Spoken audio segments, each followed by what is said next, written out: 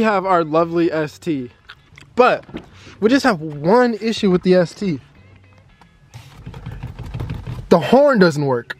Now I know what you guys are thinking. Robert, why don't you just order another horn or go to like the dealership and get another horn? See, I could do that, but that's kind of boring. Typically when things go out on my car, I like to upgrade it if there is upgrade available.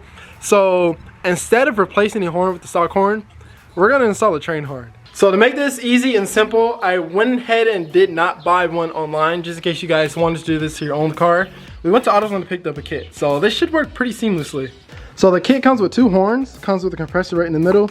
It comes with the relay that you need to hook it up to the factory horn switch, and then it comes with the hardware. So we have our table out so we can unbox this and lay everything out. Now I'm very confident of the fact that obviously those horns are not going to fit inside the engine bay, so we are going to have to take off that front bumper, not only to mount the horns, but we do have to get that wired from the factory horn. So we have everything laid out and ready to go. Of course, we're going to read the instructions, but just to give you guys an idea of how big these horns are, these are my horns compared to my intake.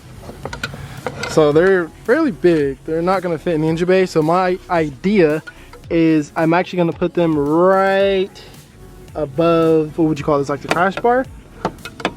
So I'm gonna sit one like this, and then the other one's gonna go like this. I think that'd be perfect. So here's my favorite part about every install. It's always the wiring part. So I'm gonna go ahead and explain this to you guys. So our main 2 components about this install is gonna be the compressor and the relay. So the reason why we need this relay is so that we can utilize our factory horn switch, because without this relay, everything would just go all bad. Like if you were to hook up that factory wire to this compressor to power on those horns, you'd be blowing fuses and melting wires. So then we implement the relays so that we can do it correctly. Now, how it's gonna get wired up is the negative post on the compressor is gonna go to ground. The positive post on the compressor is gonna go to the top terminal on this relay. And then these 2 terminals right here, so the left one and the bottom one's gonna get connected together, and it's gonna go to the battery. And then this right terminal right here is gonna go to the horn switch, like our factory horn wire. And that's how we're gonna do it.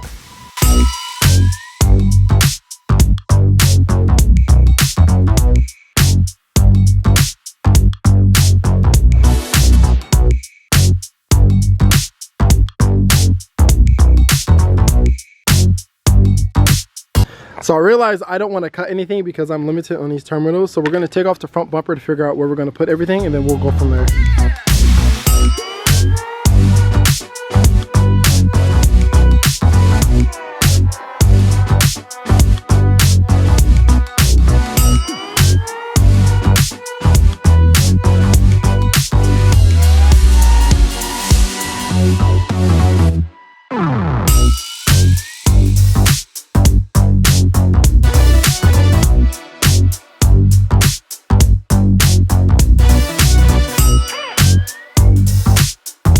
So we have the bumper off. Now here's where our factory horns are located, and they're saying that we're supposed to mount these down. Now I get why. So like if you get water in it, the water just doesn't sit inside.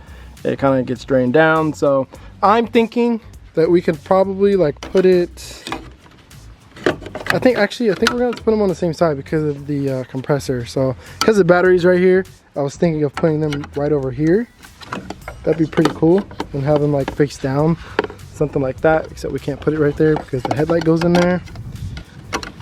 I don't know. I'm trying to figure out how I'm gonna do it, but I'm thinking of doing it something like that. Or I can even, if it's not in the way of the bumper too much, we can even put it like something like this. That's what I'm thinking. I wouldn't mind having one on each side. Maybe if I find like a hose long enough, I can kind of extend it, but this is where we're at right now. So I had to go to the store and get another hose just because I wanted my horn separated. I didn't want them on one side. So I went to the store and got a hose that I can kind of extend to this one. So we have this little, like, what do you call this? Like a Y adapter, I guess. So you have it on there, and then you put one side, of course, this horn, and then this side is gonna go to the compressor, which I'm gonna mount down here. I actually had to drill this hole bigger using that drill bit. So we're gonna go ahead and stick that through right there, because they say that this has to be like sticking up for whatever reason. So that actually is perfect. So it's up and out of the way. So we'll go ahead and screw it in, and then we'll wire everything up. So we had a change of events, and I should have looked at this before I wired it up, but it's all good. So I went ahead and test which wire was the horn switch wire, and it was a blue and orange wire. Now typically it's a negative in most cars, but since Ford wants to be difficult, it was a positive on this car. So what we had to do is we had to run this terminal on the bottom. It's called the 30. I'm referencing it as terminals and not 30s because I know it's going to be difficult if you guys plan on doing this. But the bottom terminal goes to the battery. I taped these two together so they're going to the same spot, but they're not hooked up the same. The top terminal was going to the compressor, and then this side terminal is getting grounded out, so that when we put a positive on this terminal, it turns the relay on and it connects the bottom terminal and the top terminal together and then activates the system. I almost forgot to put a fuse on that line. Boy, that would have been bad. But the one that I have is too big. It's supposed to be a 20. The only thing I have is a 30. So it's definitely better than nothing, but I'm about to go to the store and get a 20 tomorrow. But everything's hooked up. We got the relay down there. We got the horns hooked up. We have the compressor hooked up. We got that horn hooked up. So when I press this, that's the wrong key. When I press this lock twice, it should work. Let's see if it happens. Ooh, that actually scared me. Is this one working? Yep, that's it. Let's see. Yeah, that's it. That is hilarious, dude. Alright, see if it happens if I think it works with the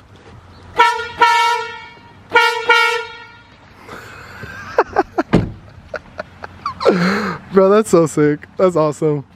Alright, I gotta put everything back together. Wow.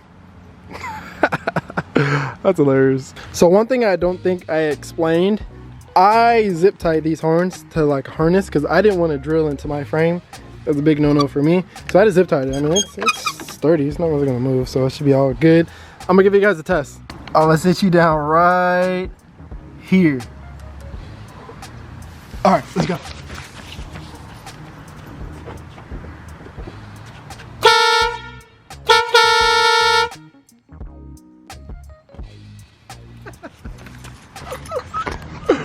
Bro, that is so loud. That's extremely loud. Just one more. Just one more. My neighbors don't mind.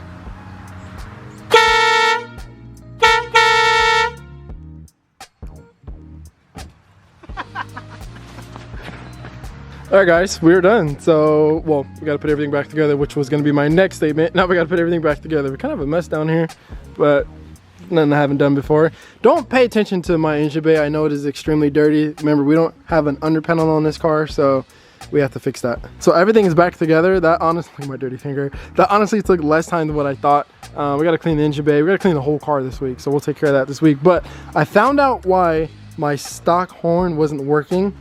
Guess what it was? The terminals are extremely corroded. Let me see. Can you guys see that? It's not focusing on it. Look at that. Extremely corroded. So all I would have had to do is just clean it, and when it worked perfectly fine. But it's all good because who doesn't like a train horn on their car, right? But if anybody wants, I don't know if anybody would need it, but if you guys, one of you guys need like the stock horn for the car, let me know. And I mean, I'll just give it to you because I don't need it. So the car is off the jack stands and everything's back together and looking normal. It's aired out. Let's just do one more time. Let's just do it one more time. One more time.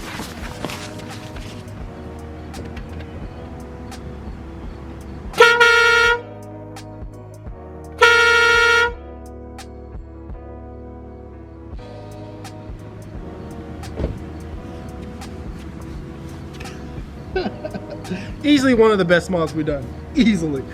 No lie though, when the new setup comes in for this car, I'm gonna kind of miss this setup just because it's like kind of low-key. Like for example, I had a Mustang pull up on me the other night and he was trying to bully me, and I did like one small little pull, the wastegate's open, and he gave me a thumbs up. His girl was in the car. It was funny. He gave me a thumbs up and he fell back. I was like, oh, okay, I guess you don't want the smoke. So by the time you guys are watching this video, I will be on my way to Lake 2O. Because this video is going live at 10 a.m. on Friday, and I'm heading out to Lake Tahoe by 9 or 10. So by the time you guys are watching this, I'll be on my way to Lake Tahoe. So if you see me at Lake Tahoe, make sure you say what's up. But if you guys like this video, give a fat thumbs up. And as always, I will catch you in the next one. Peace out, stay safe, and I just had an idea. What if, so I can make it so that every time somebody presses the brake, their horn honks. So what if we installed that air horn kit on somebody's car as a prank, but every time, instead of pressing the actual horn, every time they press a brake, it sounds off? Wouldn't that be hilarious? I think we should do it. Whoa. Who knew I would make it this far? They hated, they never believed me. Yeah. I would never drop the ball, I know I make it look easy. Yeah, Mayweather with the defense. I don't care what a critic gotta say, I got him picking up the pieces. That to me, you really playing with your life, I'm about to come and run it all back. I'm the new era, about to snap back. You ain't fitting for it, cause you all cap like